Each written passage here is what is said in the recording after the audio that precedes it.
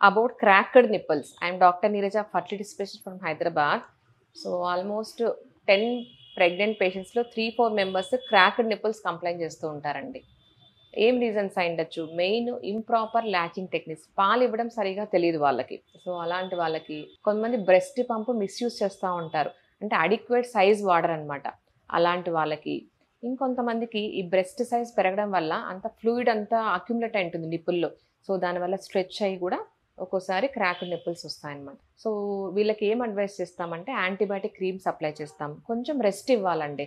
So rest ఇవ్వకుండా continue ఆ breast feeding continue చేస్తూ ఉంటే ఆ క్రాక్స్ కాస్త ఎక్కువైపోయి ఇన్ఫెక్షన్ వస్తూ ఉంటుంది.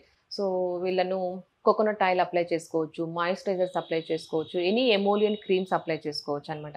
కొంతమంది క్లీన్గా ఉండాలని ఎక్కువ వాష్ చేస్తూ ఉంటారు సోప్తో. సో దానివల్ల కూడా స్కిన్ డ్రై అయిపోతూ ఉంటుంది. సో జస్ట్ వీళ్ళు వామ్ వాటర్తో వాష్ చేసుకుంటే చాలు, సోప్ కూడా apply చేసుకోక్కర్లేదనమాట.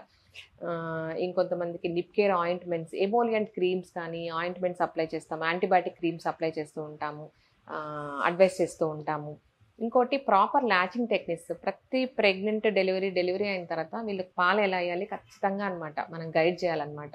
So baby mouth wide open చేసి ఫీడింగ్ స్టార్ట్ చేయాలన్నమాట. సో మనము ఫీడింగ్ అప్పుడు చూస్తే ఏరియోలా నిప్పులు అంతా బేబీ మౌత్లో ఉండాలి.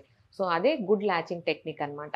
ఇంకోటి బ్రెస్ట్ పంప్ కూడా మిస్యూజ్ చేయకూడదు. కరెక్ట్ సైజ్ డాక్టర్ని అడిగి కరెక్ట్ సైజ్ పెట్టుకొని వాడితే దానివల్ల కూడా క్రాక్డ్ నిప్పుల్స్ మనం ప్రివెంట్ చేయొచ్చు. వీళ్ళకు వార్మ్ కంప్రెషన్ అనమాట. సో హాట్ ప్యాక్స్ అడ్వైస్ చేస్తూ ఉంటాము. సో దానివల్ల కూడా మిల్క్ ఈజీగా రావడం జరుగుతూ ఉంటుంది. ఇంకొంతమందికి కాటన్ బ్రాసరీస్, కాటన్ ప్యాడ్స్ అవి అడ్వైస్ చేస్తూ ఉంటాము. వీళ్ళకి ఏం చేస్తుంటామంటే మిల్క్ వచ్చినప్పుడు ఆ మిల్క్తోనే వాళ్ళు నిప్పులు ఏరియోలా మాయిశ్చరైజ్ చేసుకోవచ్చు అనమాట. ఎందుకంటే ఆ మిల్క్లో యాంటీబ్యాక్టీరియల్ ప్రాపర్టీస్ ఉంటాయి అండ్ ఇట్స్ మాయిశ్చరైజర్ కాబట్టి. సో ఆ మిల్క్తోనే కొంచెం వాళ్ళు నిప్పులంతా రబ్ చేసుకొని దే కెన్ స్టార్ట్ ఫీడింగ్.